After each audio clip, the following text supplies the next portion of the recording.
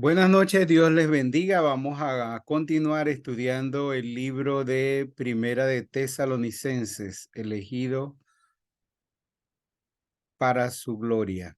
Y hoy vamos a tener la exposición de la lección número 5 a cargo de Mari Bermúdez y la lección número 6 a cargo de Leonardo Vallejo. Leonardo aún no se ha conectado, pero vamos a ver estas dos lecciones, ¿ok? Entonces, voy a pedir a el pastor Luis Clemente, si está por allí, para que tenga la oración de iniciación. Amén. Amén. Vamos a orar, hermano. Padre, agradecidos estamos en este día porque hasta aquí nos has ayudado.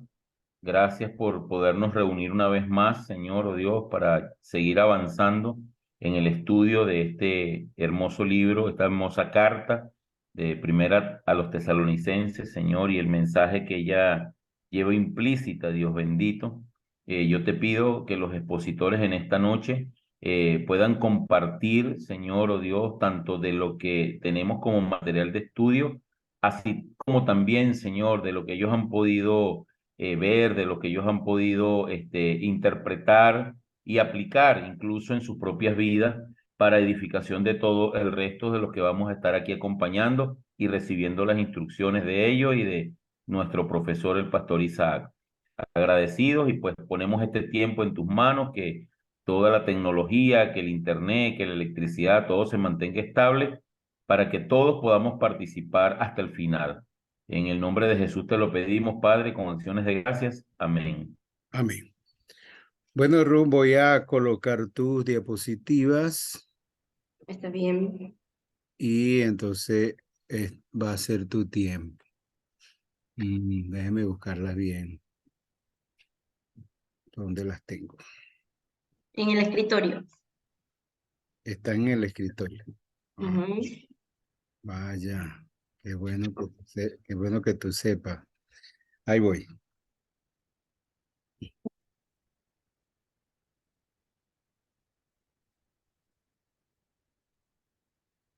Mm.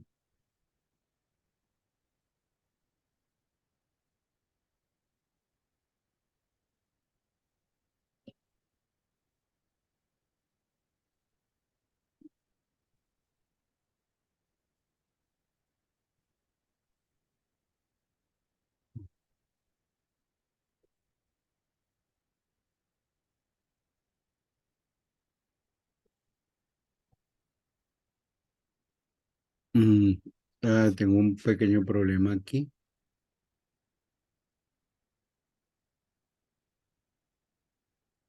que no puedo minimizar.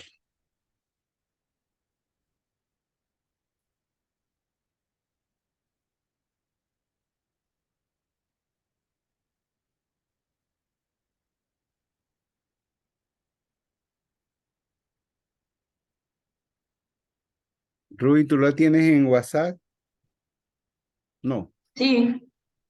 envíamelo porque no puedo minimizar el... Ah, ya te lo voy a enviar.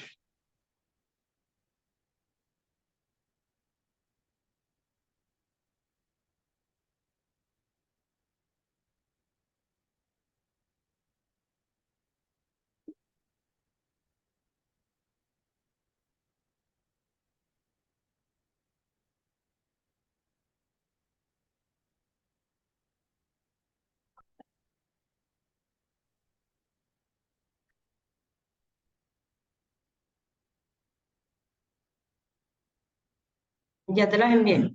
Sí, está bien. Es que tenía que abrirlo antes de grabar.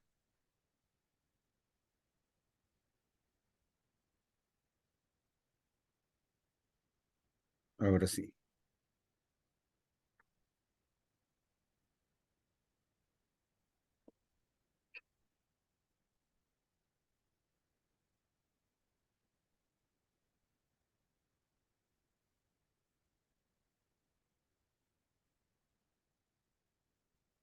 Ahí está. Ok. Buenas noches, hermanos, que Dios les bendiga. Mi nombre es Ruth Mari Bermúdez y la lección que me corresponde compartir con ustedes el día de hoy tiene por nombre Elegidos para Perseverar. Es la lección número 5 y está basada en el capítulo número 3 de Primera de Tesalonicenses. Entonces vamos allí avanzando con las diapositivas. El contenido de esta lección tiene una introducción. El punto con el que inicia es el lugar de los pastores, maestros y líderes dentro de la perseverancia de los santos. El punto número 2 es los peligros y enemigos de la perseverancia, y el punto número 3 es la obra de Dios en la perseverancia. Y con eso realizamos una conclusión. Para iniciar vamos a tener un pequeño concepto, una definición sobre lo que es perseverancia, y yo coloqué allí un concepto claro y bastante corto que dice que es la firmeza y la constancia en la manera de ser o de obrar. En otras palabras, también podríamos definirlo como el esfuerzo continuo que es necesario para lograr aquellos objetivos que muchas veces nos proponemos. Entonces, teniendo claro lo que es la perseverancia, para iniciar con la parte de la introducción, tenemos diferentes ejemplos que se encuentran en la Biblia de Dios siendo perseverante y cómo nosotros debemos fijarnos de ellos y conocer cada uno de esos ejemplos que en su palabra nos ha dejado. Como dice la lección, Dios nos ha escogido para perseverar. Eso quiere decir que la obra que Dios ha iniciado en cada uno de nosotros, Él la va a continuar y la va a perfeccionar hasta el fin de nuestros días o hasta el fin de los tiempos. Él terminará esa obra que inició en cada uno de nosotros, y por eso vamos a ver algunos ejemplos que nos da la Biblia. Solamente a recordarlos, son historias que todos conocemos, pero vamos a recordar esas historias. Dios comenzó una obra en Adán y Eva, y a pesar del pecado, Él nunca los abandonó. ¿Qué hizo en cambio? Él los buscó, dice la Biblia, y los vistió. Dios comenzó una obra en Abraham. Tampoco lo abandonó cuando en 2 ocasiones mintió acerca de su esposa y desobedeció al tener un hijo con la esclava Agar. Dios también comenzó una obra en Jacob. Igualmente no le abandonó cuando éste engañó a su padre y además de eso estafó a su hermano. Comenzó una obra en Moisés, y aunque éste golpeó la roca en lugar de hablarle, Dios no lo abandonó, aunque lo castigó no dejándole entrar a la tierra prometida, pero sí le dio la oportunidad de poder verla. Tampoco abandonó a David a causa de su adulterio. También podemos ver allí que hay un castigo bastante duro, pero a pesar de eso, él continuó el pacto que había establecido con David. No abandonó a Elías en su depresión cuando él tenía ganas de morirse. Igual así, tampoco lo hizo con Jeremías. No abandonó a Pedro, a pesar de que éste le negó, y no abandonó a Pablo cuando éste le reprendió. Cada una de estas personas o cada uno de estos personajes dio motivos más que suficientes para que Dios les abandonara, pero aún con eso que ellos habían realizado y todo lo que hicieron, Dios no los abandonó. Entonces, el autor en este punto nos presenta una interrogante y nos invita a pensar: ¿hemos dado nosotros motivos para que Dios nos abandone? Nos invita a pensar en eso, y la respuesta que podríamos darle es que sí, todos en algún momento hemos dado motivos para que Dios nos abandone, para que Dios nos deje.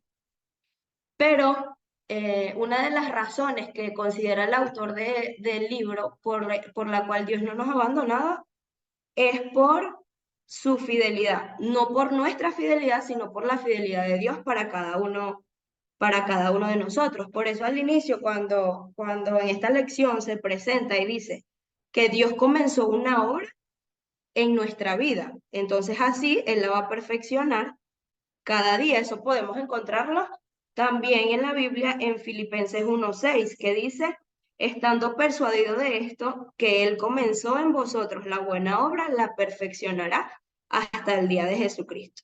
Y en el Salmo 33:4 dice, su palabra es recta y sus obras fieles, porque recta es la palabra de Jehová y toda su obra es hecha con fidelidad. Entonces Él es fiel, por eso no nos abandona y por eso continúa la obra que ha iniciado en cada uno de nosotros. Él nos ha escogido para perseverar. Eso quiere decir que si Dios nos eligió, hay una garantía, porque Él nos ha escogido. Estamos hablando de la fidelidad de Dios.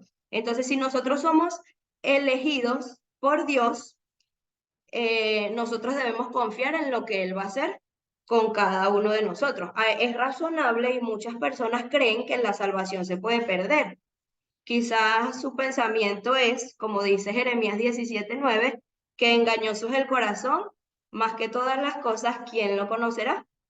Pero para quienes tenemos o creemos tener la seguridad de que la salvación que Dios nos ha dado es eterna, entonces nos basamos en Ezequiel 36, desde el versículo 26 al 27, que dice, os daré un corazón nuevo y pondré un espíritu nuevo dentro de vosotros. Quitaré de vosotros el corazón de piedra y os daré un corazón de carne. Pondré dentro de vosotros mi espíritu y haré que andéis en mis estatutos y que guardéis mis preceptos y los pongáis por obra. Entonces nosotros hemos sido escogidos para perseverar, así como el Señor lo ha hecho a lo largo de la vida, de la existencia del mundo y de lo que nosotros conocemos, así como lo hizo con cada uno de esos personajes que forman parte de la Biblia, de la historia de la Biblia, así también Él ha perseverado con nosotros y nos invita a nosotros a hacer lo mismo. Así que vamos a caer en el punto número 1, que es cuál es el lugar de los pastores, los maestros y los líderes en la perseverancia de los santos. Cuando hablamos de santos, o cuando en esta lección se refiere a santos, se refiere a los hijos de Dios.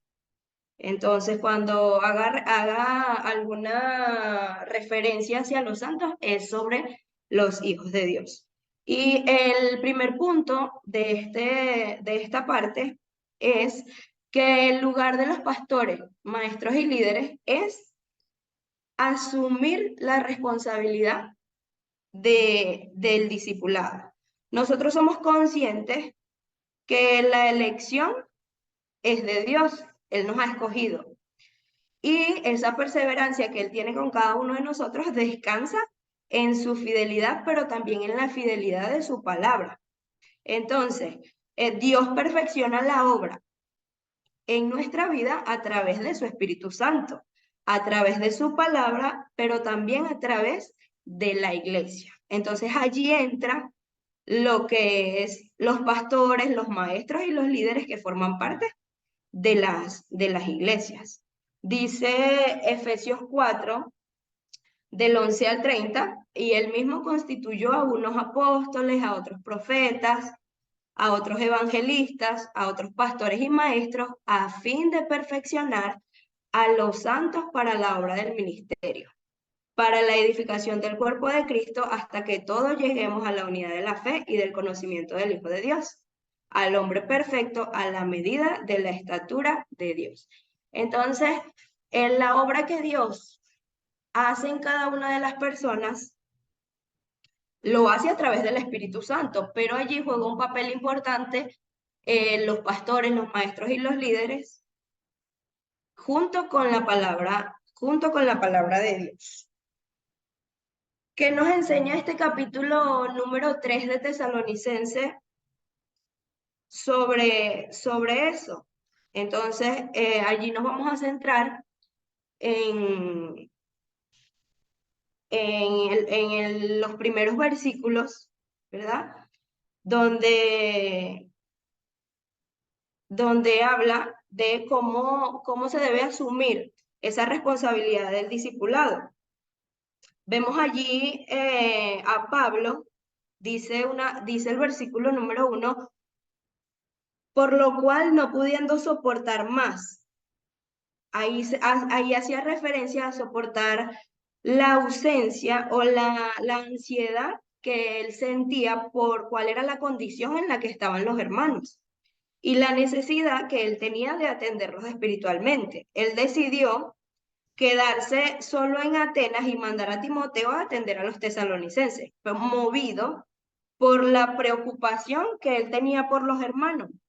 Esa preocupación lo llevó a él a mostrarse responsable delante de Dios por el crecimiento espiritual que cada uno de los hermanos tenía. En estos pasajes, el Pablo habla de su preocupación hacia ellos y hay otros pasajes en donde él habla de la preocupación hacia todas las demás iglesias. Entonces, cuando nosotros en muchas oportunidades sentimos que debemos hacer algo sin retraso, sin esperar más, es ahora, no hay mañana, muchas veces es porque estamos siendo movidos por el Espíritu Santo para que nosotros podamos colaborar y podamos ayudar en el crecimiento que están teniendo los hijos de Dios. Somos instrumentos en las manos del Espíritu Santo para que Él pueda ayudar, para que Él pueda, a través de nosotros, obrar en la vida, obrar en la vida de las personas. Además de eso, Pablo sentía la responsabilidad por cómo ellos estaban, por su vida espiritual, pero también nosotros podemos ver allí el trabajo en equipo, lo importante que era lograr un acuerdo. Eran decisiones difíciles, siempre había que sacrificar algo, pero lo que no se podía seguir sacrificando era la atención y el cuidado espiritual que necesitaba cada uno de los creyentes de allí. Por eso dice, acordamos quedarnos solos en Atenas. Ellos estaban llegando a un acuerdo para poder atender de la forma correcta a los creyentes que estaban allí.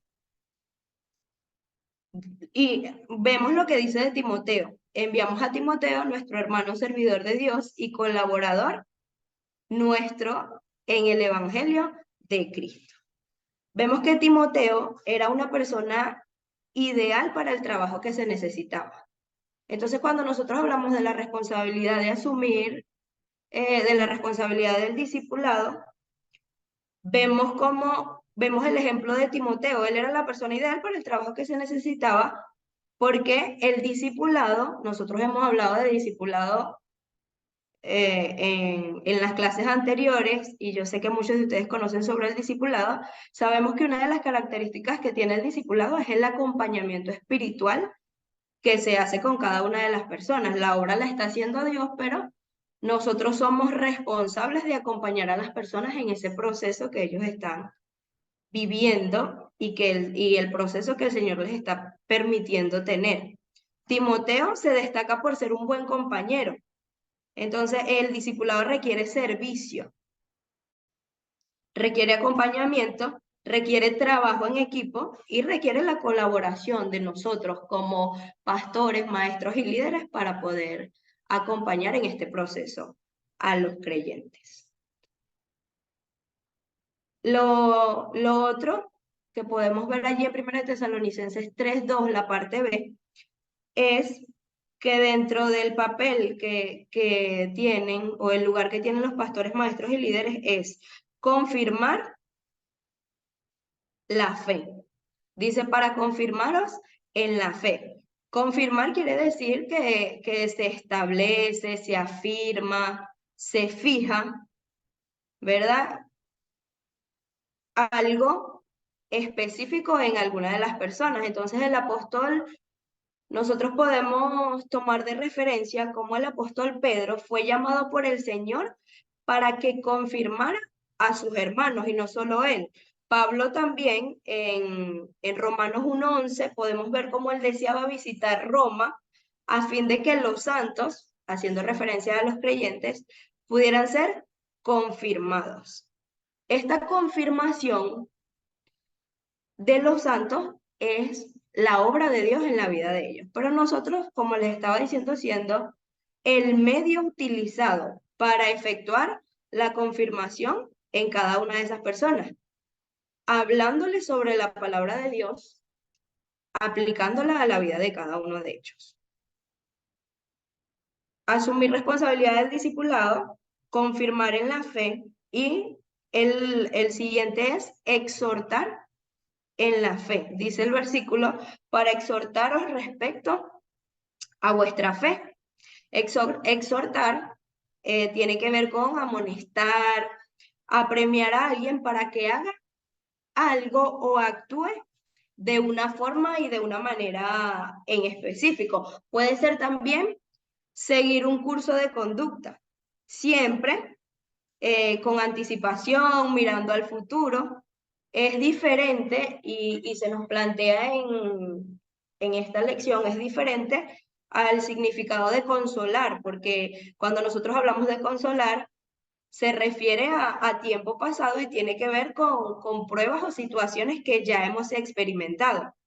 En cambio, dentro de exhortar, que es amonestar, es alentar, animar, puede ser confortar, y también lo hacemos a través de la oración que tenemos hacia los hermanos. Exhortar en la fe,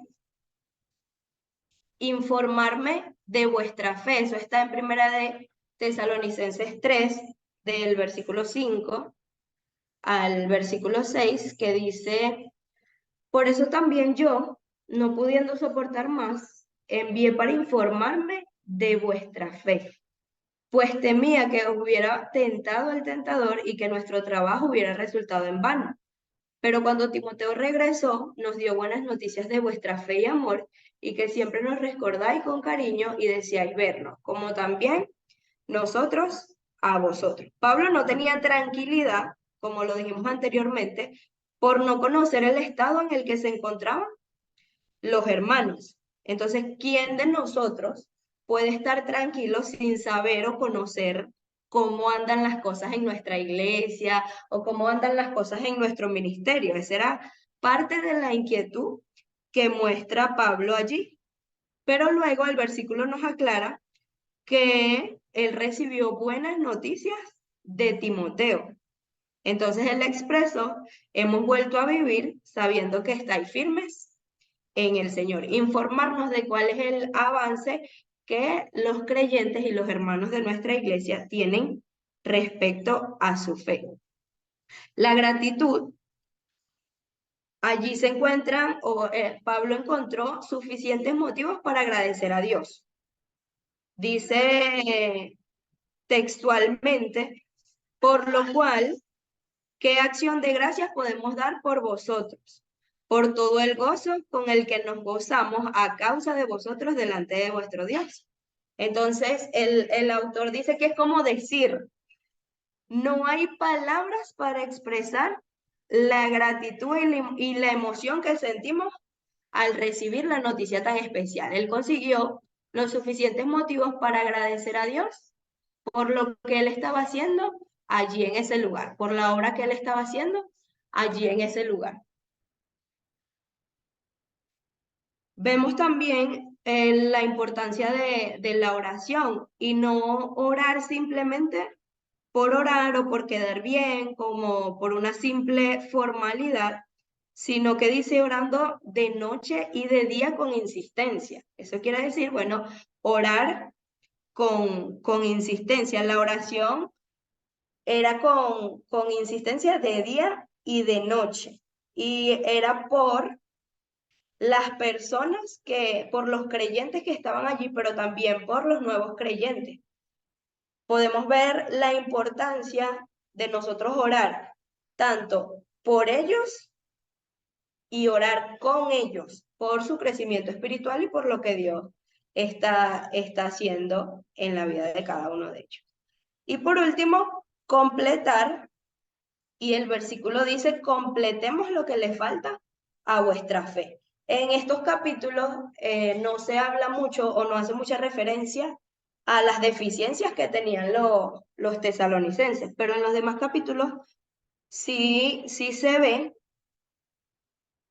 cuáles eran las deficiencias que ellos tenían, pero también se ve cómo Dios va perfeccionando la obra que había comenzado en ellos. Entonces, estos 7 puntos es el papel que tiene que cumplir o el lugar que tienen los pastores, los maestros y líderes en la perseverancia de los creyentes.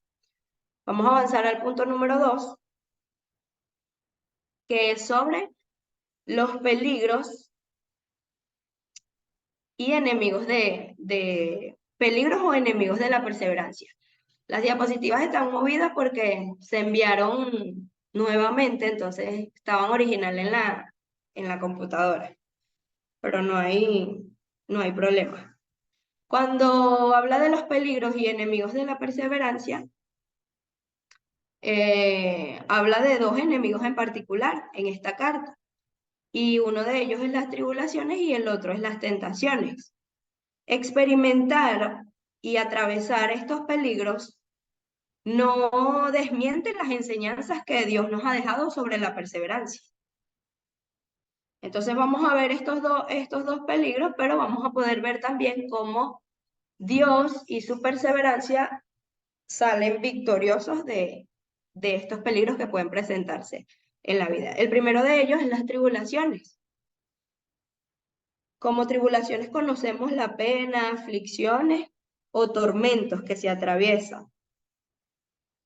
Jesús le dijo a sus discípulos en Juan 16, del 1 al 2, un versículo que nosotros conocemos bastante, dice: estas cosas os he hablado para que no tengáis tropiezo. Os expulsarán de las sinagogas y aún viene la hora cuando cualquiera os mate pensará que rinde servicio a Dios. Jesús estaba advirtiendo sobre las tribulaciones que se les iban a presentar en la vida con Cristo y en el servicio que ellos tenían hacia el Señor Jesucristo. Y en Tesalonicenses dice: a fin de que nadie se inquiete por esas tribulaciones. En todas las tribulaciones, el pueblo de Dios le correspondía, y Dios siempre habló a su pueblo para que ellos esperaran con calma y con paciencia. Esperar que Dios iba a obrar en lo que ellos estaban atravesando o en lo que ellos estaban pasando. Eran conscientes y Dios se encargó de advertirles sobre la oposición y la persecución que ellos iban a atravesar. Además de advertirles, era algo que ya ellos habían atravesado y que ya ellos sabían. Por eso dice que se les habló de palabra, pero también de experiencia. Vosotros mismos sabéis, era algo que ya ellos conocían. Las tribulaciones era algo por lo que ellos ya habían pasado, pero que aún así se les estaba hablando y se les estaba advirtiendo sobre eso. Además de eso, nosotros podemos ver que eran personas, o que Pablo estaba preparado para poder afrontar lo que se le iba a presentar. Él era consciente, ¿verdad? Como lo dije, de que iba a tener oposición y resistencia al mensaje del Evangelio. Nosotros conocemos que él mismo fue un opositor de los cristianos, y podemos ver y conocer su testimonio, que es impresionante cuando hace referencia a las personas que encarceló, a las personas que mató, a las personas a las que aprobó que se mataran. Pero por esa experiencia que él también había tenido, él sabía que no solamente no solamente a él se le iba a presentar oposición, sino que también a todos los creyentes que estaban allí.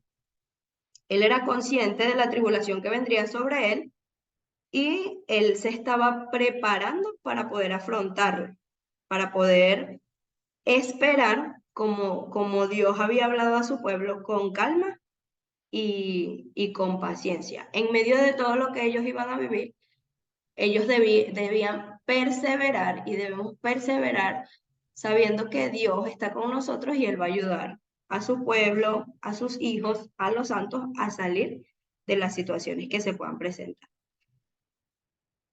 Eso respecto a las tribulaciones. Sobre las tentaciones,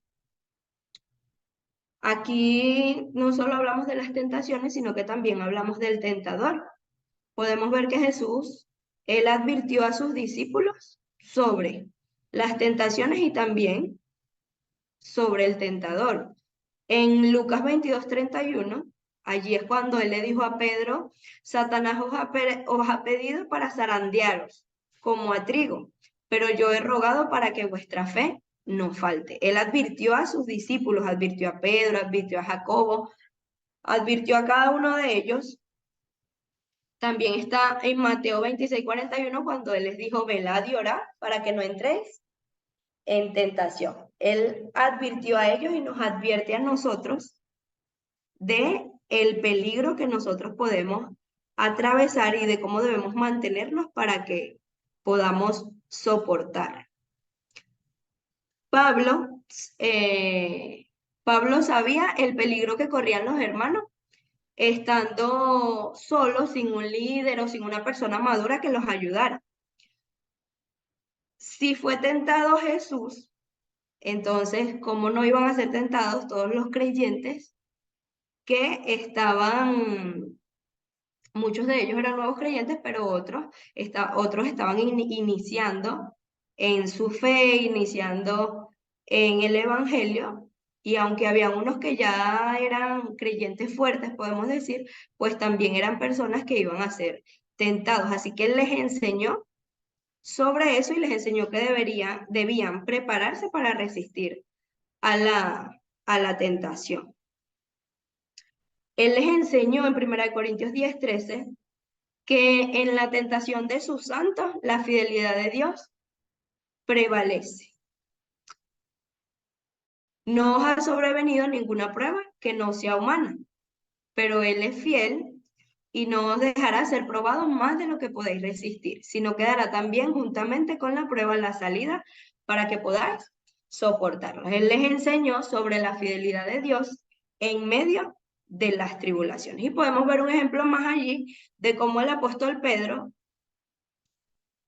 nos alienta a nosotros en Primera de Pedro 5, del 8 al 10, a poder mantenernos e instarnos sobrios, velar y resistir al diablo firmes en la fe, afirmando que no somos los únicos tentados, que es parte del proceso el cual Dios mismo nos perfeccionará, afirmará y Él establecerá.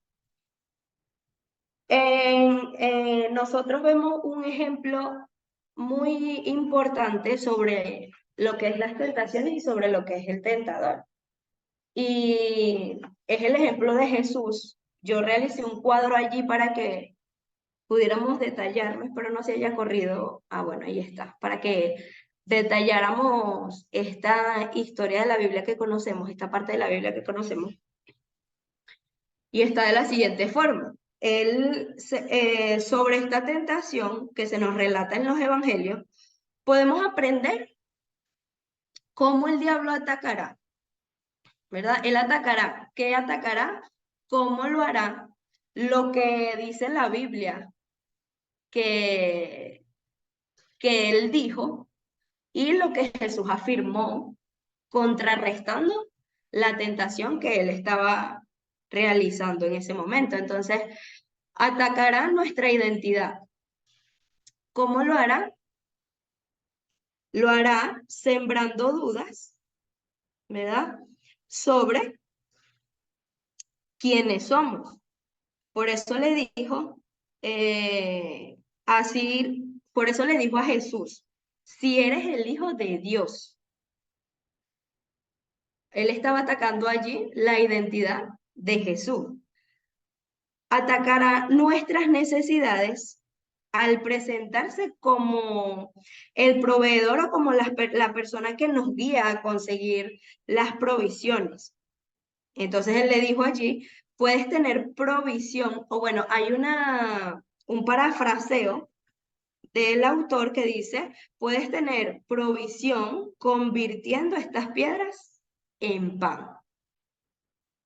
Pero Jesús afirmó y le respondió, pero Jesús afirmó y le respondió que de toda palabra que sale de la boca de Dios, él estaba afirmando allí su identidad y también que sus necesidades no iban a ser resueltas o sustituidas por el tentador, sino que Dios iba a cumplir el papel que debía cumplir allí. Él atacó sus valores ofreciendo la gloria del mundo y sus riquezas, diciéndole, todo esto te daré si postrado me adorares. Y atacó su ministerio incitándolo al sensacionalismo. Entonces, nosotros vemos 4 aspectos que en las tentaciones podemos padecer y que el tentador va a atacar, pero también vemos el ejemplo importante de Jesús, de cómo él afirmó su identidad como hijo de Dios y afirmó que la provisión viene de Dios, por eso él le dijo lo que le dijo. Afirmó sus valores diciéndole, al Señor tu Dios adorarás y solo a Él servirás, y afirmó su ministerio diciendo, no tentarás al Señor tu Dios. Ahí podemos ver, ahí vemos este ejemplo importante, vemos la perseverancia de Jesús durante todo este proceso y es algo que nosotros debemos tomar en cuenta y cómo nosotros debemos actuar y la respuesta que muchas veces debemos tener. Ser claros en lo que será atacado. Las tentaciones se dan según nuestras necesidades. Entonces, esas necesidades deben ser llenadas por el Espíritu Santo y por Dios, así que debemos mantenernos perseverantes para que no caigamos en esas tentaciones que el tentador tiene hacia nosotros. Punto número 3, para finalizar. Hemos hablado de el lugar de los pastores, maestros y líderes en la perseverancia de los santos, también de los peligros o los enemigos de la perseverancia, y este último punto habla de la obra de Dios en la perseverancia. ¿Cuál es el papel que cumple Dios en la perseverancia de cada uno de nosotros? ¿Qué hace el Señor por nosotros? Lo primero es que Él dirige nuestro camino. Allí tenemos algunos ejemplos, ¿verdad? Él dirigió de una manera perfecta a Felipe para que él se acercase y predicara al eunuco etíope. Nosotros conocemos la historia. De esa misma forma, él preparó y dirigió a Pedro para hablarle a Cornelio y para él poder allí abrir la puerta de la predicación del evangelio a los gentiles.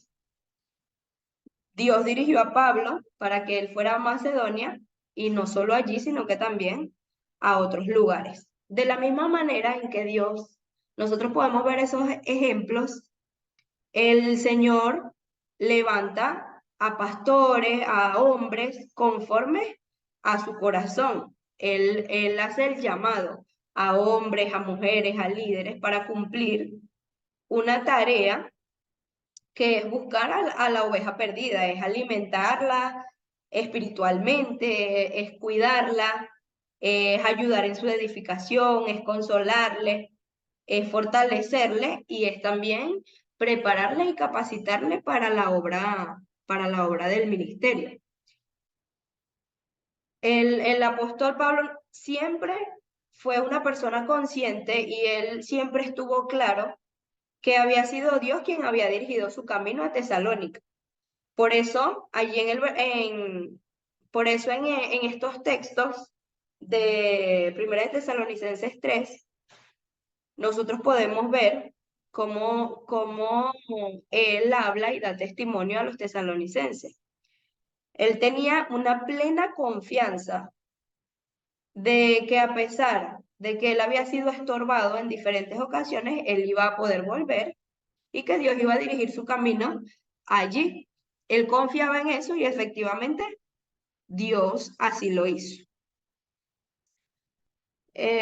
Ahí, en esta parte de dirigir nuestro camino, hay personas que creen que otras personas se pierden por su culpa o porque no fue atendido por algún siervo de Dios. Pero en realidad, si nosotros hemos fallado,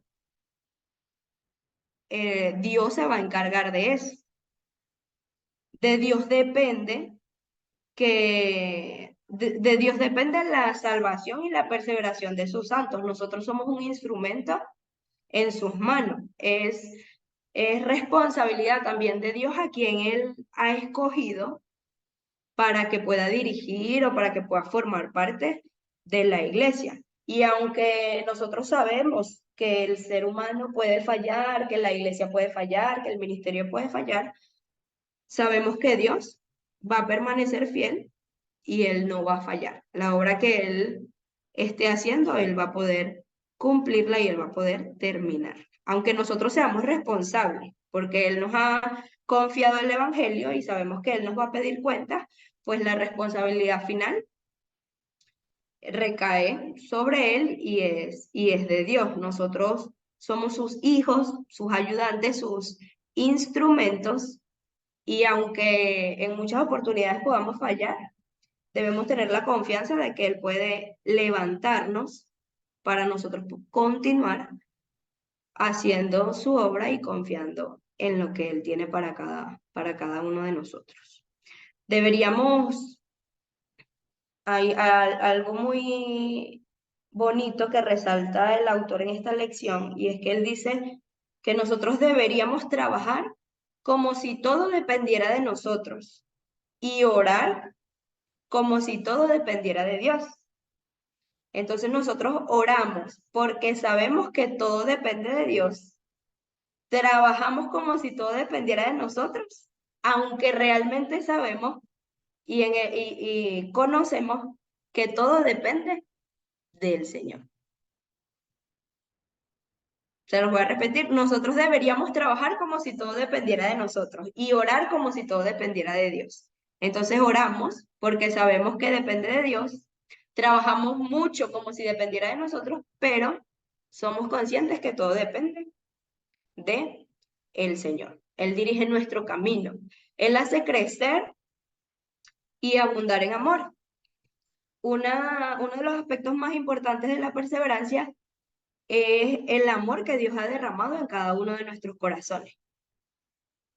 Ese amor que va creciendo y que nos ayuda a creer en Él, a creer en su palabra, pero también a sentirnos amados por Él y nos ayuda a poder amarlo, siguiendo el ejemplo de cómo Él nos ama a cada uno de nosotros. Puede ser que muchas de las razones por las que nos acercamos a Dios sean necesidades. Nos acercamos porque tenemos alguna necesidad específica que requiere ayuda de Él, o nos acercamos a Dios porque teníamos temor del juicio divino, o nos acercamos a Dios por algún deseo de prosperidad. Conocemos que el evangelio que hoy en día se predica es una de las principales, de lo principal que vende o que presenta a las personas. Muchos de ellos se acercan por ese deseo de prosperidad que el evangelio actual les presenta, y no son las razones idóneas y las razones correctas por las que acercarnos a Dios, pero indiferentemente de eso, el Señor puede hacer una obra en cada uno de nosotros. Por eso una muestra de que hemos sido regenerados, nacidos de nuevo en el amor de Dios, es que ese amor nos hace crecer y abundar. Llegamos a tener muchas veces la seguridad de amar a Dios sobre cualquier cosa, sobre cualquier situación, sobre cualquier tribulación, cualquier peligro que se nos pueda presentar, y muchas veces hasta el punto de adorarlo a pesar de las tribulaciones o circunstancias difíciles. Y aquí se cita Habacuc 3:18, que yo creo que es un versículo que también conocemos, que dice: aunque la higuera no florezca, ni en las vides haya fruto, aunque falte el producto del olivo, y los labrados no den mantenimiento, aunque las ovejas sean quitadas de su majada, y no haya vacas en los corrales, con todo yo me alegraré en Jehová. Entonces, aunque nos hayamos acercado a Dios por las razones incorrectas, Él hace crecer en nosotros y abundar ese amor que tenemos hasta Él. Adorarle a pesar de las tribulaciones o situaciones difíciles que puedan presentarnos. Muchas veces ser perseguidos a causa de nuestra fe puede ser alguna de las tribulaciones que se presenta y era una de las que los tesalonicenses generalmente vivían. Pero aún con eso, muchos de ellos decidieron amar a Dios sobre eso. Amar a Dios al punto de darnos primeramente al Señor y hacer todo lo necesario para que la obra de Dios pueda extenderse, sin necesidad de vender lo que mucho del evangelio de hoy en día nos vende. Lo que queremos mostrar muchas veces para atraer a las personas. Sin necesidad de eso podemos llegar a amar a nuestro Señor. ¿Qué más hace Dios? Afirma nuestros corazones. Su palabra es más que suficiente para Él poder afirmar esa obra que Él ha comenzado en nosotros.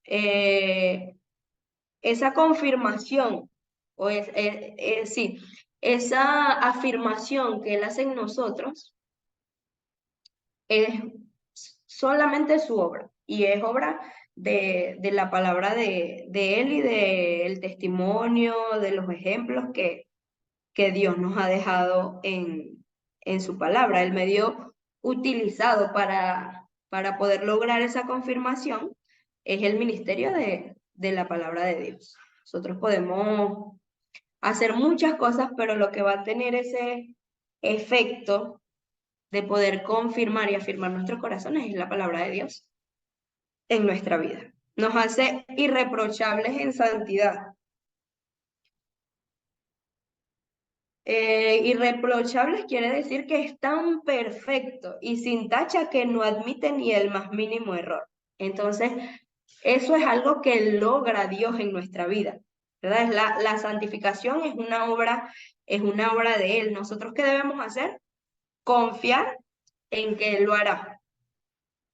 Así como se dijo al inicio, Él ha comenzado la obra, Él la irá perfeccionando hasta hacerla irreprochable, que no tendrá el más mínimo reproche. Pero de eso se encarga el Señor en nuestra vida.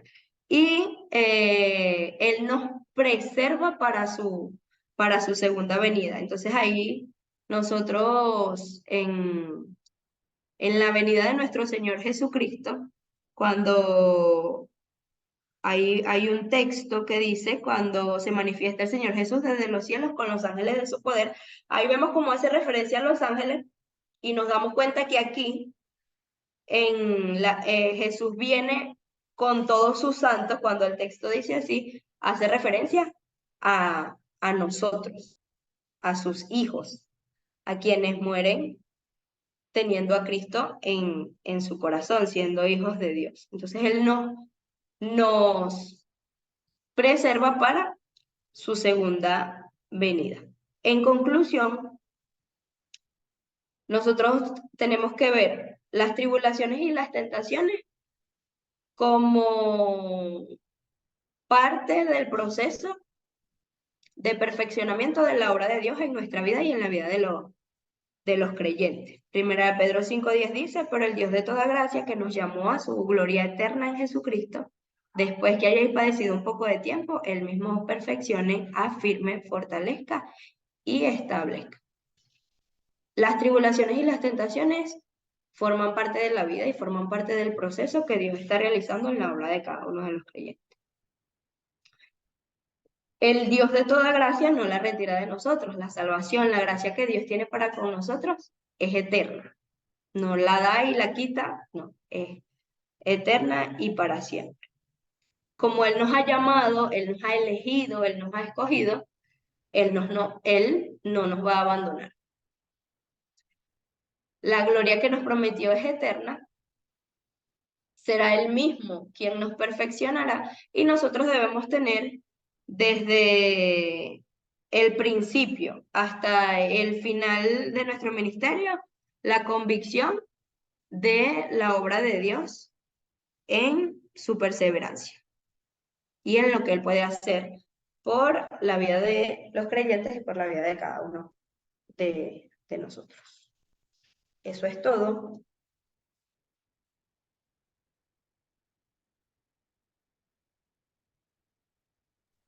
Gracias, Rumari, por tu presentación. Entonces, este tema es elegidos para perseverar. Como hemos visto, el Señor, la perseverancia de los santos o nuestra perseverancia está garantizada por la fidelidad de Dios y su palabra.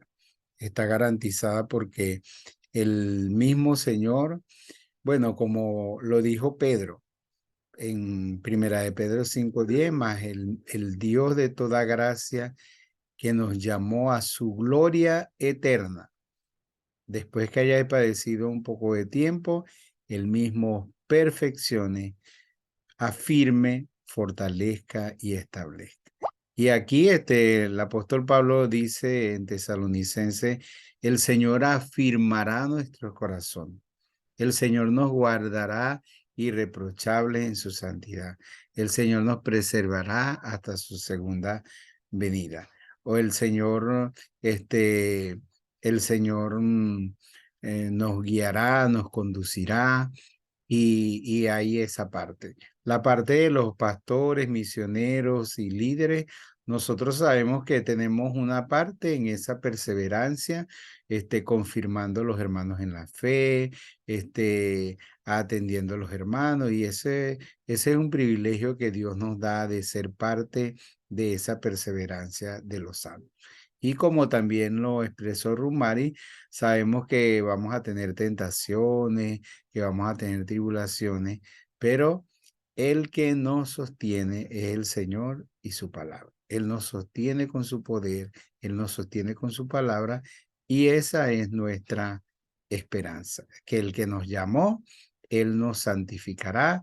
El que nos llamó nos justificó. El que nos justificó nos santifica y nos santificará.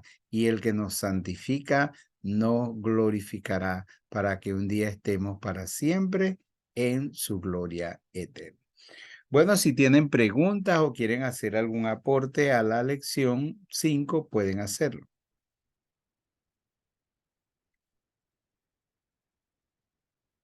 Es su tiempo.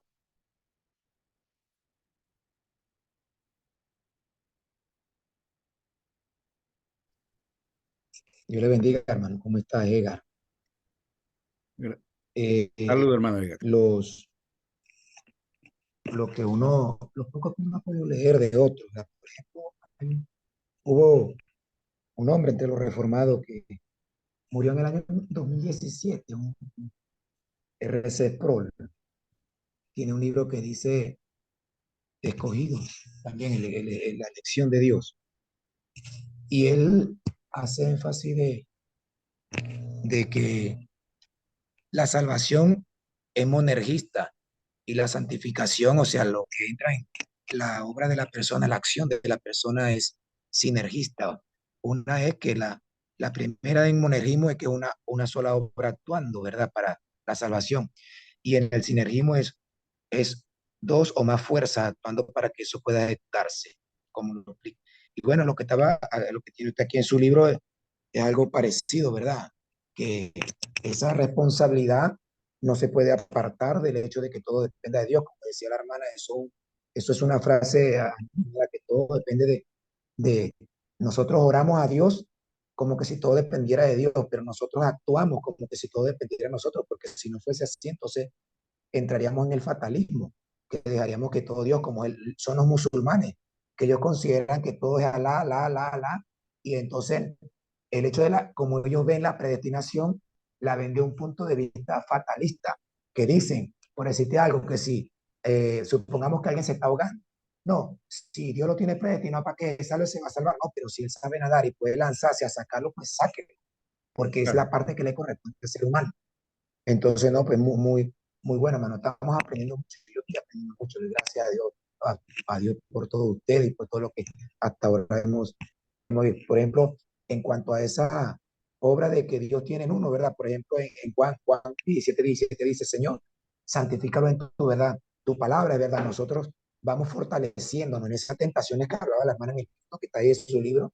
Dice que vamos a ser tentados. Bueno, pero la manera de nosotros ser derribados es que no tengamos esa relación íntima diaria con el Señor. Por ejemplo, el salmista decía que él medita de día y de noche el Salmo número 1, verso 2, en el Salmo 119, verso 97, dice, Señor, todo el día tu ley fue mi meditación. Y así hay muchos, por ejemplo, en el Nuevo Testamento de Pablo que invita en el libro de Efesios capítulo 3, verso 12 al 16, donde él invita a que nosotros debemos conocer la altura, la profundidad, la anchura y todo lo que es respecto a lo que es Cristo, a que nos va fortaleciendo. Por ejemplo, esta misma carta que es su enseñanza también habla de que nosotros, la voluntad de Dios es vuestra santificación y esto es una forma de santificarnos mientras estemos ocupados. Por ejemplo, Pablo escribe a Filipenses en el verso número 12, capítulo 1, dice, parte donde dice, ocupados en vuestra salvación con temor y temblor. O sea, todo esto es de tiempo y si nosotros estamos ocupados en esto, por lógica, ¿no? El sentido común que tenemos ya nuevo, una nueva creación, Dios nos ha hecho actos para esto. O sea, la hermana leyó el pasaje que están ahí, ¿verdad? Que nos ha hecho nuevos, nos puso un corazón nuevo. Y esa es la manera para nosotros poder querer este estilo de vida, querer servir, querer perseverar, porque esa es la forma en que Dios actúa, que es lo mismo que venimos repitiendo de aquel que comenzó nosotros la buena obra la va a perfeccionar porque es una obra de Él, pero nos hace actos para poder inviscuirnos y vivir y anhelar y querer hacer todo eso porque somos una nueva creación. Una bendición. Dios Gracias, le bendiga. hermano Héctor, por su participación. Y qué bueno, Ega. Edgar, el resaltar lo que estaba diciendo. Todo lo que usted estaba diciendo es muy interesante y se complementa con lo que el Señor mismo dijo a los filipenses. Dice el apóstol Pablo, Dios es el que produce en nosotros el querer y el hacer por su buena voluntad. Y es Él Él es el que nos sostiene y Él es el que hace, el que nos hace competente para que nosotros, la parte que a nosotros nos corresponde hacer en todo esto, la hagamos y la hagamos bien. ¿Alguien más?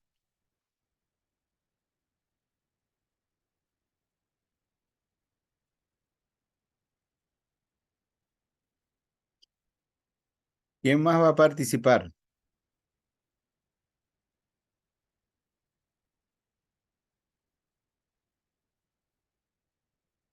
Si están ahí, ¿verdad?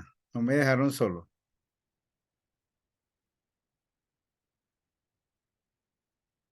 Estamos aquí. Ah, ok. Como no hablan, entonces no. ¿Alguien más quiere hacer algún aporte, tener alguna opinión sobre la clase? Quedó todo muy claro, pastor. Sí.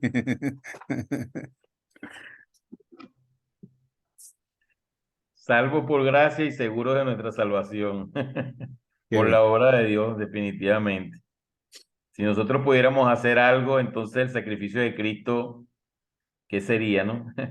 Tanto para alcanzarla como para guardarla, ¿no? Porque al fin y al cabo la obra de Él es perfecta. Sí, señor. Sí, por eso el tema es elegidos para perseverar y sabemos que eso depende de Dios, pero el tema es interesante porque de alguna manera el Señor nos hace partícipe en todos esos procesos de crecimiento, de desarrollo, de santificación, especialmente los pastores, maestros, líderes, misioneros, que es un privilegio que tengamos de poder confirmar a otros en la fe, de poder ayudar a otros y ser participante pues de esa obra que Dios es como el discipulado. Nosotros sabemos que la obra es Dios el que la perfecciona. Así como el mismo Pablo dijo a los corintios que yo sembré, Apolo regó, pero el crecimiento lo da Dios. Y uno sabe que la nueva vida la da Dios que el crecimiento lo da Dios, que la santidad es la obra de Dios, que la perseverancia es la obra de Dios y tenemos claro todo eso, que todo eso es obra de Dios, pero que Él no Él mismo su obra en nosotros, entonces nos hace responder y responder de la mejor manera posible en ese proceso de transformación que está haciendo en nosotros. Y por ejemplo, el discipulado es un acompañamiento, porque acompañamos al creyente en el proceso de transformación que Dios mismo está haciendo en él por medio de su espíritu y su palabra. Amén, hermano. Hay una frase de John Gessner, que John Gessner fue profesor de R.C. Sproul, y dice, en cuanto a la elección, la predestinación, dice que no solamente el acto final, el resultado final de la predestinación se debe ver así, sino que se debe ver, como él dice, que no solamente está predestinada el acto final, sino que están predestinados los medios para esa salvación. O sea, que Dios en su eternidad ha ordenado hacer uso de su creación, de todo, hablando de la iglesia, ¿no? Para que eso se lleve. Es una bendición, hermano. Sí, señor. Quiero leerle el comentario también de José Abreu. La gracia de Dios no elimina la voluntad del hombre, solamente cambie para que pase de ser caída a ser renovada por el Espíritu Santo. Y así, renovados en el Espíritu, entonces podemos responder a lo que Dios nos manda que hagamos. Bueno, tenemos la clase. Bueno, Ramón creo que activó su Sí, micrófono ahí. sí, no, quería decir que, bueno, lo que pasa es que me callé un poco porque el malestar me subió, no sé qué pasó. Ah, Pablo nos dice en Corintios que somos colaboradores, administradores de los negocios del Señor, ¿no? Y es precisamente lo que decía la hermana cuando exponía, ¿no? Cómo Dios, pues, nos usa para ese bien, como usted afirmaba allí en el discipulado y en todas todos estos ministerios que ha puesto la iglesia para que los pastores, los misioneros y todos administren, ¿no? Pero todo, ¿no? Todo, absolutamente todo. El hecho de que nosotros seamos colaboradores de Dios proviene, es Dios quien así lo ha elegido, el Señor quien nos ha hecho partícipe. No solamente se ha conformado con salvarnos, ¿no? Sino que nos ha dignificado en formar parte de su equipo, pues de lo que, como él lo ha dicho, ¿no? Ahora vayan ustedes, ahora vayan y lleven este evangelio por todo el mundo. Y realmente es un privilegio muy grande, un honor muy grande que Dios nos ha concedido a cada uno de nosotros. Así que bueno, gloria a su nombre. amén, amén. Gracias, Ramón. El tema número 6, Leonardo no está por ahí, no veo a Leonardo. Puedo decirle que no haya tenido problemas con su internet. Bueno, ustedes saben que estamos en Venezuela. Entonces, pero igual vamos a compartir el 6. ¿O Leonardo está por ahí? No.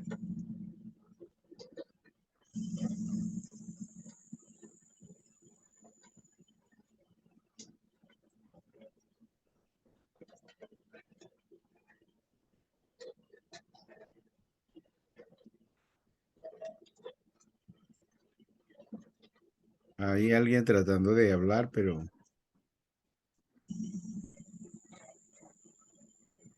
no podemos oírle.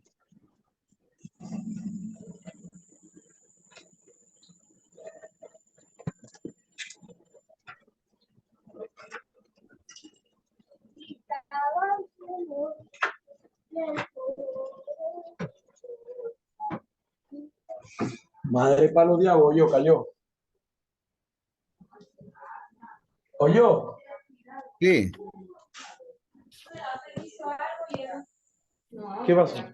Yo le di permiso a que se comiera una tortilla y escondió. Bueno, aquí vamos a silenciar. Bueno, hermanos, la lección número 6 se llama elegidos. Ya, vamos a ver, aunque sea el tema, elegidos para agradar a Dios, elegidos para agradar a Dios. Esa es la lección número 6. Esta lección número 6 está basada en el capítulo número 4 de Tesalonicense. El capítulo número 4 de Tesalonicense. Entonces, allí, en los primeros versículos, el apóstol Pablo dice, escribiéndole a ellos, dice, cómo os conviene, conduciros y agradar a Dios. Entonces, allí él le habla de agradar a Dios. Y el capítulo 4 habla acerca de agradar a Dios y acerca de la voluntad de Dios. Si nosotros unimos todo eso, entonces nosotros de allí sale el título elegidos para agradar a Dios. Y allí, entonces, agradar a Dios realmente es hacer la voluntad de Dios. Entonces, en este capítulo número 4 se nos muestra 4 áreas importantes en las que nosotros debemos agradar a Dios. Agradar a Dios en la vida espiritual, agradar a Dios en nuestra vida familiar, agradar a Dios en nuestra vida eclesial y agradar a Dios en nuestra vida social.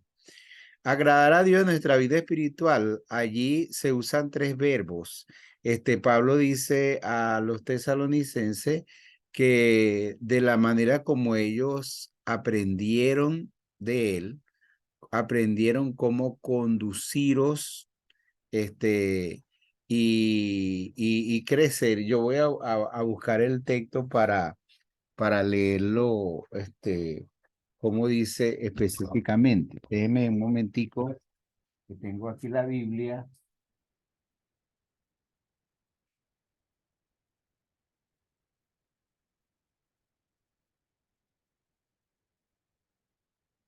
Déjeme buscar aquí la Biblia.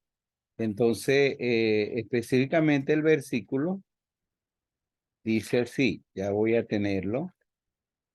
Dice, por lo demás, hermanos, les pedimos encarecidamente en el nombre del Señor Jesús que sigan progresando en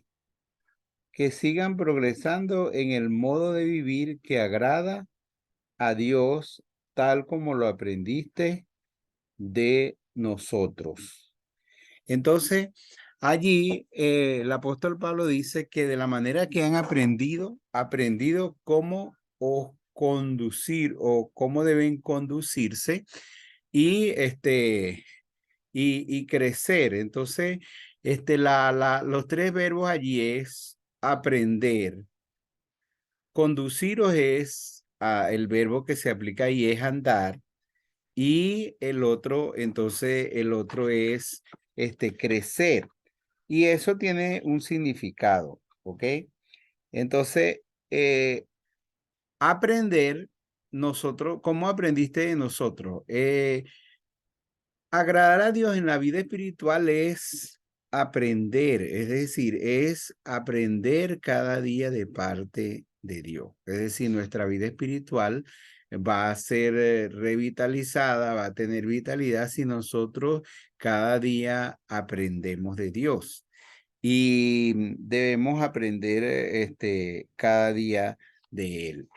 Es muy importante esta parte porque, por ejemplo, ¿cómo hacen los creyentes en Cristo que no leen la Biblia cada día? ¿Cómo hacemos nosotros para aprender cada día del Señor fuera de su palabra? Entonces, sí, está bien que nosotros leemos muchos libros y todo eso, pero ninguno debe sustituir la palabra de Dios. Entonces, en la vida espiritual nosotros tenemos que aprender cada día del Señor. Y en la misma carta de Tesalonicenses, Pablo, por ejemplo, le dice a ellos acerca del amor. No tengo necesidad de enseñarles acerca del amor porque ustedes mismos han aprendido del Señor cómo amarse los unos a los otros. Entonces, para agradar a Dios en la vida espiritual, hay que aprender de Dios, hay que aprender de Dios cada día, hay que aprender de Dios todos los días. Y usted sabe una manera de aprender. Bueno, la básica es que nosotros leamos la Biblia cada día. Y uno aprende siempre también preguntando. Usted llega y usted le tocó leer la Biblia y usted leyó alguna cosa y en su oración usted le dice, Señor, ¿cómo hago esto? ¿O de qué manera yo puedo hacer esto? ¿O cómo entiendo yo esto? Y hay esa dinámica de nosotros con Dios como maestro. Cuando nosotros leemos la Biblia, es como sentarnos a los pies del Señor, así como lo hacía María cuando Jesús llegaba a la casa de Lázaro, y ahí entonces nosotros aprender de Dios.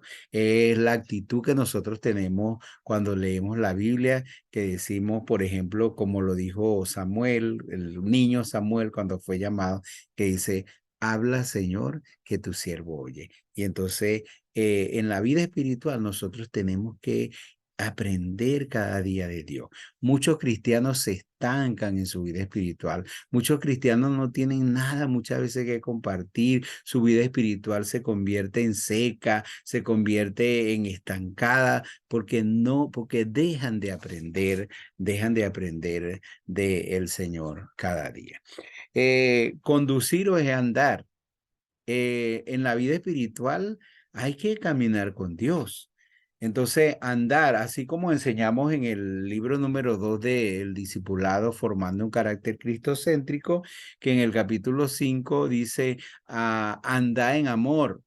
Otro versículo dice, anda como sabios. Otro versículo dice, anda como hijos de luz. Entonces, andar es caminar con Dios. Y eso es lo que le da vitalidad a nuestra vida espiritual. Entonces, es cuando nosotros caminamos con Dios, cuando nosotros andamos con Dios, cuando nosotros vivimos en esa comunión con el Señor. Cuando aprendemos a caminar con Dios cada día, a cada momento, desde la primera hora de cada día. Como dijo, bueno, un autor, comenzar el día con Dios, pasar el día con Dios, terminar el día con Dios, pero andar con el Señor. La Biblia dice que el que dice que está en Él, debe andar como Él anduvo y caminar en la dirección correcta, caminar con Dios, teniendo al Señor como nuestra guía, como el que va delante de nosotros en todo. Y el otro verbo es abundar, y que en esto abundéis más y más. Y abundar en Primera de Tesalonicenses quiere decir crecer. Entonces, esa es una dinámica. Aprender, caminar y crecer cada día en nuestra vida espiritual. Entonces, de esa manera, nosotros tenemos que agradar a Dios y abundar, crecer, abundar en amor, abundar en la fe. Entonces tenemos que crecer en nuestro amor, en nuestra fe, en nuestra esperanza, en todo lo que tiene que ver con nuestra vida espiritual. Entonces somos elegidos para agradar a Dios y debemos agradar a Dios en nuestra vida espiritual, aprendiendo, caminando y creciendo con Dios. Bueno, hoy comencé con un amigo a estudiar el libro Creciendo en Dios. Es un libro que habla acerca de la doctrina de Dios. Es mi 7º libro escrito y ya comencé a enseñarlo porque eso nos va a permitir crecer en Dios. Es una serie que se llama Creciendo a la medida de Dios. Y si el Señor me permite la vida, serán unos 8 o 10 libros de las doctrinas básicas de la iglesia. Y el primero es sobre la doctrina de Dios. y se llama Creciendo en Dios. Luego está Creciendo en Cristo y Creciendo en el Espíritu Santo, que son los dos próximos libros que voy a escribir en esa serie. El segundo aspecto es, somos elegidos para agradar a Dios y debemos agradarle en nuestra vida familiar. El apóstol Pablo dice, por ejemplo, allí dice, cada uno sepa tener su propia esposa en santidad y honor, no en pasión de concupiscencia como los gentiles que no tienen a Dios. Algunos han traducido esposa como vaso. Cada uno sepa tener su propio vaso o su propio cuerpo en santidad y en honor. Otros lo han traducido como esposa. Sea esposa o sea su cuerpo, es un asunto de mantener nuestro cuerpo, mantener nuestra vida, mantener nuestra familia en santidad y honor. Y viendo que el contexto habla acerca de la fornicación, que habla acerca de la pasión de concupiscencia, como la gente que no tiene a Dios, entonces me inclino a pensar que es cada uno sepa tener su propia esposa en santidad y en honor. Entonces, es agradar a Dios en nuestra vida familiar, en nuestra familia. Si nosotros somos esposos, entonces tenemos que vivir, como dice la Biblia, vivir con ella sabiamente. Si son esposas, dice, la mujer sabia edifica su casa. Si son hijos, dice, hijo, obedecen el Señor a vuestros padres. Si son novios, entonces no deben ser una relación de noviazgo así como la gente que no tiene a Dios, que se dejan llevar es por sus deseos, por sus pasiones juveniles, y entonces dan una serie de espectáculos en la calle. Bueno, ahorita no tanto en la calle, en el internet y todo eso. Recuerdo una pareja de novios cristianos que la novia le envía una foto desnuda al novio y son cristianos. Entonces, todo ese tipo de cosas a veces que suceden en la vida cristiana, eso no es agradar a Dios. Si vamos a tener un matrimonio, debemos agradar a Dios en nuestra vida matrimonial. Si vamos a tener un noviazgo, debemos agradar a Dios en nuestra vida de novio. Y entonces dice, sepa tener su propia esposa en santidad y en honor. Entonces hay que agradar a Dios en nuestra vida familiar. Yo tengo que agradar a Dios como esposo. Mi esposa debe hacerlo como esposa y cada uno en el rol que tenemos como padre, como madre, como abuelos y en el rol que tengamos que tener en la familia. Hay que agradar a Dios. Y esa palabra, santidad y honor, es muy importante en la familia. Bueno, nosotros estábamos estudiando el libro de Ruth y nos dábamos cuenta de que la relación que nació entre Boaz y Ruth era de un hombre honorable, respetuoso, de temor de Dios, honesto, amable y una mujer virtuosa, diligente, fiel, pura, y muchos otros aspectos de su vida. Entonces, nosotros agradar a Dios en nuestra vida familiar. ¿Cómo es nuestra familia? ¿Cómo es nuestra casa? Un día yo reuní a los misioneros que estaba formando en la iglesia y estaba enseñándoles a ellos sobre estas cosas y yo le dije, su ministerio va a llegar hasta donde llegue su familia. Si usted tiene que aprender a invertir en su familia, invertir en su casa, ¿ve? Porque muchas veces hay ese peligro en el ministerio, que yo estoy tan dedicado a Dios que hasta me voy a dormir en el templo y dejo a mi esposa y dejo a mis hijos solos. Entonces, o esa parte de que no dedicamos, no cuidamos nuestra familia, no dedicamos el tiempo a la familia. Entonces, tenemos una familia que se levanta resentidos contra la iglesia, contra la obra de Dios, porque nosotros no supimos tener un equilibrio y no agradamos a Dios en la familia. Entonces, nosotros tenemos que entender que nuestro primer ministerio es la familia, es la casa, y que nosotros, que por ejemplo, es como cuando Jesús dijo, ¿qué aprovechará el mundo? ¿Qué aprovechará el hombre si ganare todo el mundo o perdiere su alma? Uno podría decir, qué feliz puedo sentirme yo de tener todo el aprecio de los hermanos de la iglesia y el desprecio de mi esposa.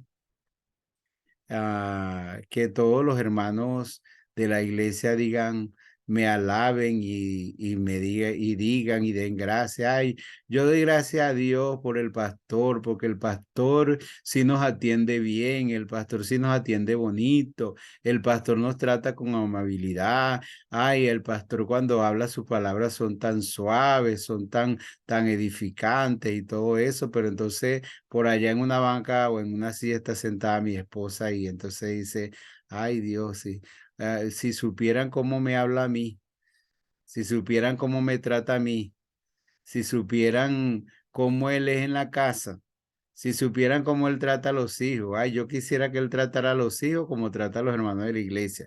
Entonces, muchas veces esas situaciones se presentan dentro de nuestra vida, dentro del ministerio, y eso no agrada a Dios. O sea, nosotros tenemos que agradar a Dios en nuestra vida familiar, siendo fiel como esposo, como padre, como madre, siendo responsable, siendo honesto, teniendo un buen trato, siendo amable y dando el mejor ejemplo y el mejor testimonio en nuestra casa. El tercer punto es agradar a Dios en nuestra vida eclesial, y eso tiene que ver con nuestras relaciones, porque dice, ninguno engañe ni agravie, ninguno engañe ni agravie a su hermano, porque el Señor es vengador de todo eso. Entonces, tenemos que agradar a Dios en nuestra vida eclesial o en nuestra vida en la iglesia, en nuestras relaciones con los hermanos. Allí habla acerca de eso, pero también dice acerca del amor fraternal, no tengo necesidad de escribirle, porque ustedes han aprendido del Señor cómo amarse los unos a los otros. Entonces, en nuestra vida en la iglesia, nosotros debemos tener la mejor relación con los hermanos. Nosotros tenemos que tratar bien a los hermanos, nosotros no debemos engañar a los hermanos, no debemos causar daño o hacer nada que cause daño a los hermanos. Nosotros tenemos que amarles como parte de la familia de Dios, y nosotros tenemos que tener la mejor relación de amor, de respeto, de cuidado, de consideración con los hermanos que son parte de la iglesia. Y nosotros debemos mantener la mejor atmósfera, el mejor ambiente de trabajo en equipo, de unidad, de armonía en medio de la iglesia del Señor. Y no es tanto hablarlo, porque a veces la gente habla tanto de unidad y de unidad y de unidad, pero entonces en la práctica no lo hace. Entonces no es un asunto de estar hablando tanto, es un asunto de nosotros hacer y de nosotros ser ejemplo y de nosotros vivir de la mejor manera como miembros de la iglesia, como hermanos de la iglesia, animándonos unos a otros, como el libro de Hebreos nos dice. Dice, no dejen de congregarse, pero antes de eso dice, considerémonos unos a otros para estimularnos al amor y a las buenas obras. Entonces, si somos parte de una congregación, si somos parte de la iglesia del Señor, es para estimularnos, es para animarnos a seguir al Señor, es para animarnos a servir al Señor, es para animarnos al amor y a las buenas obras que Dios preparó de antemano para que anduviésemos en ellas. Y en último lugar es agradar a Dios. Somos elegidos para agradar a Dios en nuestra vida social. Y en nuestra vida social es muy importante, ahí dice, por ejemplo, en el capítulo 4 dice, que debemos trabajar para, eh, eh, para trabajar ocuparos en vuestros negocios, dice, para que tengáis, para nuestras necesidades, para que podamos también ayudar a otros. Entonces, ocuparos en nuestro negocio, o sea, nuestra vida social es importante, es decir, nuestro testimonio, hombres y mujeres trabajadoras, hombres y mujeres diligentes, que tengamos para lo que necesitemos, que lo trabajemos honradamente con nuestras manos para alcanzar lo que necesitemos y tengamos también para compartir con las demás personas. Entonces, esa parte es muy interesante porque eso forma parte de nuestro testimonio. Eso forma parte de nuestro testimonio al mundo. Entonces, agradar a Dios en nuestra vida, ahí dice más bien en nuestra vida laboral, agradar a Dios en nuestra vida laboral, es decir, como trabajadores. Y ahora, como en este tiempo, bueno, nosotros en la crisis que estamos en el país, entonces, qué bonito cuando somos emprendedores, cuando emprendemos algo. Yo emprendí una panadería en mi casa y tengo que reconocer que conocí a los vecinos no tanto como pastor, porque como pastor, mi tiempo transcurría en la iglesia, en las otras ciudades donde tengo que visitar por discipulado, y, y, y en muchas otras responsabilidades, y casi yo no vivía en mi casa. En la casa, a veces la gente decía, no, ellos son los que nunca están ahí en la casa. Pero cuando hubo el tiempo de pandemia y cuando era el tiempo de no salir, yo aprendí a hacer pan y formé una panadería en mi propia casa, enseñé a los hermanos y parece mentira, pero conocí todos los vecinos de mi cuadra, de la siguiente cuadra y toda la gente que nunca había conocido, la conocí porque fueron a comprar pan a nuestra panadería o a nuestra casa. Entonces, en un sentido, ese fue un buen testimonio. Era hasta un pastor que aprendió a hacer pan o que hace esto, que hace lo otro en medio de la crisis, que puede enseñar a otras personas y todo eso. Entonces, hay que agradar a Dios en nuestra vida laboral, hay que trabajar con diligencia, trabajar con honradez y trabajar para suplir todas las necesidades y las necesidades de otros también. Hay un versículo que dice que procuréis tener tranquilidad. Entonces, si nosotros podemos trabajar, podemos ser diligentes y todo eso, entonces eso puede ayudarnos a tener tranquilidad. No es un asunto de afanarnos, porque ahí mismo dice que no tenemos que afanarnos. Procuremos tener tranquilidad y ocuparnos en nuestros negocios, en la parte del trabajo, de lo que tengamos que hacer. Bueno, el asunto es que nosotros somos elegidos para agradar a Dios. Debemos agradarle en nuestra vida espiritual porque la vida espiritual es el fundamento de todas las áreas de nuestra vida.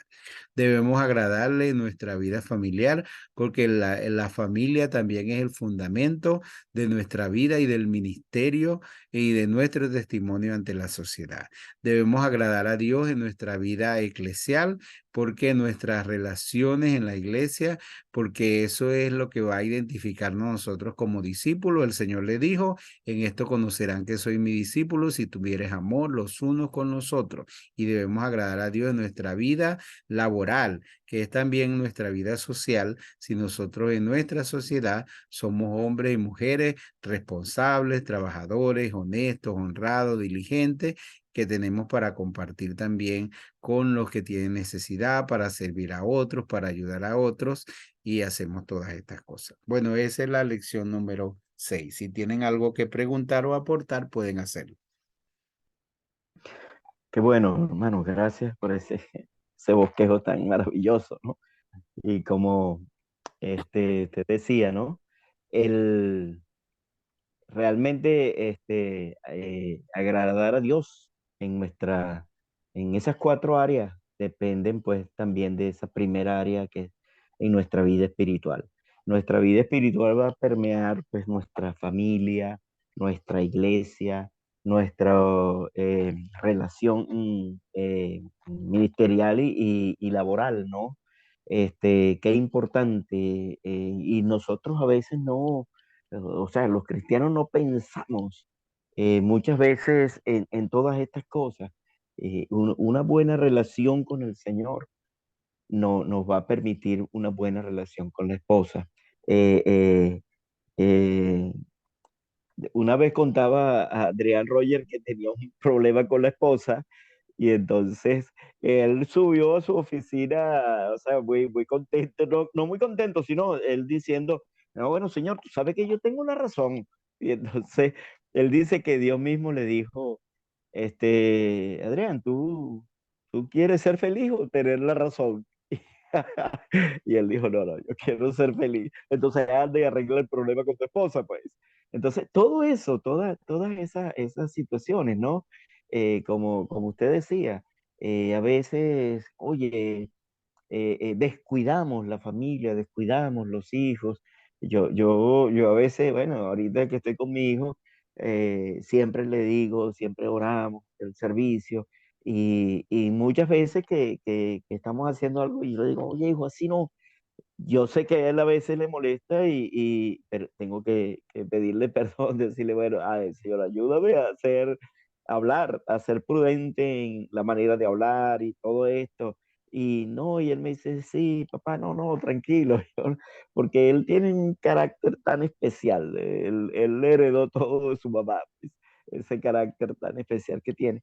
Pero en todo eso, muchos hijos no quieren saber nada de la iglesia precisamente por el tiempo que le dedicaron los padres al ministerio y no a ellos. Y la misma iglesia, ¿cómo estamos nosotros atendiendo? Ahora, todo eso es el componente espiritual, es el fundamento espiritual, porque, o sea, es mentira, pastor, que si uno está en una situación, ¿cómo digo?, mal con la esposa o con los hijos, oye, que Dios no le va a hablar cuando usted se arrodilla y le pide perdón, mira, por favor. Entonces, y también con los hermanos, ¿no? Entonces, ese primer agradar a Dios en nuestra vida espiritual, eso es tan fundamental porque estoy agradando yo a Dios eh, como pastor, como esposo, como siervo, como eh, ente social, o sea, lo estoy agradando. Y cuando voy a una relación con él, a hablar con él, o cuando leo la palabra, no me voy a dar cuenta. Oye, realmente no sé qué, porque el Espíritu Santo nos lo dice, nos lo va a decir. Y si no, bueno, te lo dice la esposa, o te lo dicen los hijos. Gracias, pastor, gracias. Ok. Y ese agradar a Dios es realmente glorificar a Dios, porque agradar a Dios en todas esas áreas es darle gloria a Él. Ok, ¿quién más quiere participar?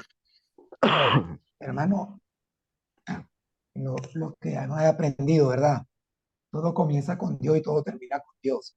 Sí, En sí. Efesios capítulo 5, verso 17, ¿no? Al 20 dice, por tanto no seáis insensatos, sino entendidos de cuál sea la voluntad del Señor. No os embriaguéis con vino, en el cual hay disolución, antes bien lleno del Espíritu Santo, y la palabra hablando entre vosotros con salmos, con himnos y cánticos espirituales, cantando y alabando al Señor en nuestros corazones, dando siempre gracias a Dios por medio de él. En Juan dice que el Espíritu Santo nos va a guiar a toda verdad, haciendo referencia a lo que es en el asunto del matrimonio, del hogar. En Colosenses también está el pasaje paralelo del capítulo número 3, verso 16, que dice: la palabra de Cristo mora en abundancia en vosotros, enseñando y exhortando unos a otros en toda sabiduría, cantando con gracia en vuestros corazones al Señor, salmo hínico y cántico espiritual. Todo lo que hacéis sea de palabra, de hecho, hacerlo todo en el nombre del Señor. Hay un orden. Y uno lee, por ejemplo, en Tito capítulo 1, en verso 16, de acuerdo a conducta que vemos en la iglesia, porque lo vemos, como lo estaba usted diciendo, ¿verdad? Hay conductas que no son de cristianos. O sea, claro, aquí está más profundo, pero lo voy a leer. El capítulo número 1, verso 16. En el contexto, recuerde que Pablo había mandado a ancianos a que se corrigieran muchas cosas. Ahí en el contexto de Tito, ¿verdad? Y dice así en el verso 16: profesan conocer a Dios, pero con los hechos lo niegan, siendo abominables y rebeldes, reprobos en cuanto a toda buena obra. Eso, la palabra, mientras estemos llenos del Evangelio, sabremos manejarnos, sabremos cómo debemos portarnos, porque la palabra es nuestra guía, cómo vivir en todo. La palabra de Dios tiene respuesta a todas nuestras necesidades, todas. Aquí no hay nada que se escape. Dios les bendiga. Gracias, Edgar. Eso es, qué bonito ese texto que leíste. La palabra de Dios mora en abundancia en vuestros corazones. Todo eso nos hace ver esa parte de que lo primero es la vida espiritual y después de eso, entonces, todas las demás áreas de la vida son nutridas, son ordenadas y son bendecidas a través de esto. José Abreu comentó por aquí: si queremos agradar a Dios, lo primero que debemos hacer es fijarnos en lo que es su soberana voluntad. Esto implica que la obediencia cristiana es hacer lo que Él nos ha revelado en su palabra. Debemos hacer lo que Él pide y ejecutarlo de la manera como Él lo manda.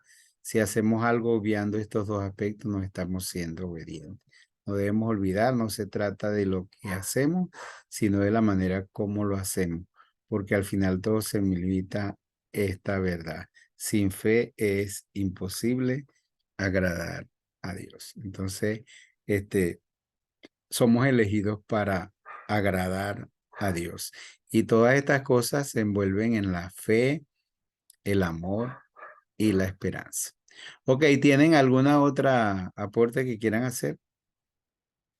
Sí, pastor, me gustaría comentar que este tema o este capítulo que usted dio la clase hace como un equilibrio con el capítulo anterior, ya que pues muestra cómo el hombre pues tiene la responsabilidad de obedecer a Dios y de agradarle a Dios. Y pudiésemos hacernos la siguiente pregunta: ¿qué sucede con ese creyente o con ese cristiano que en algún momento de su vida no está agradando a Dios o está haciendo cosas que no están conforme a la voluntad de Dios, sea en el ámbito familiar, sea en el ámbito laboral, sea en el ámbito social?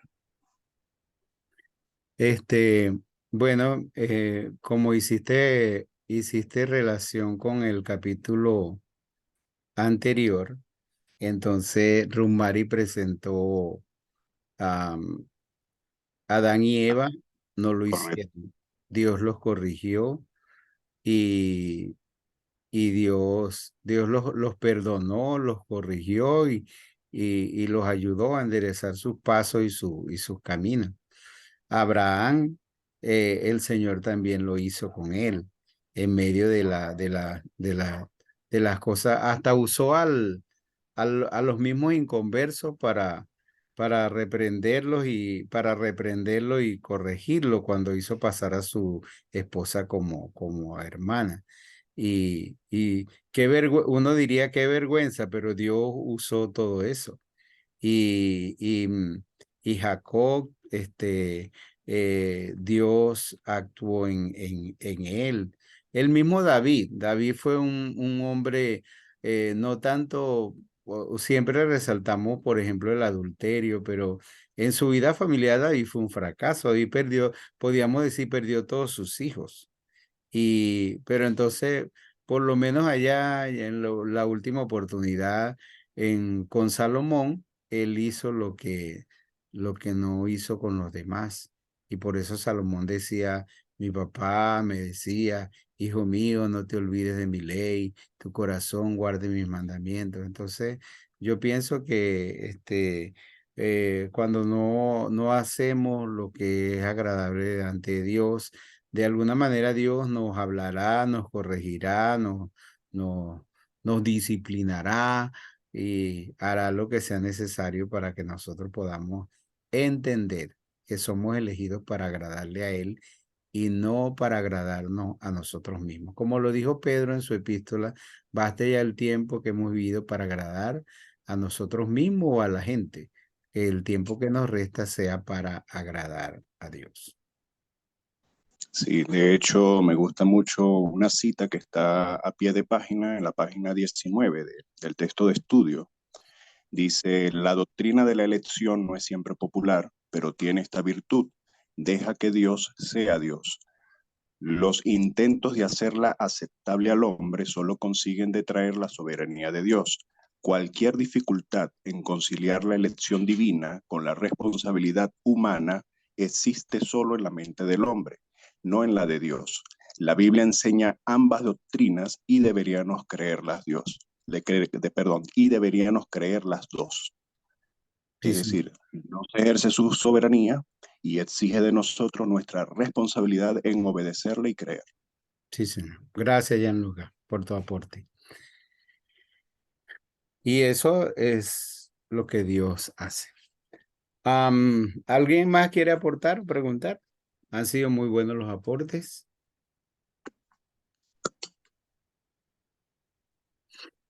Bueno, yo creo que ya la gente como que quiere dormir.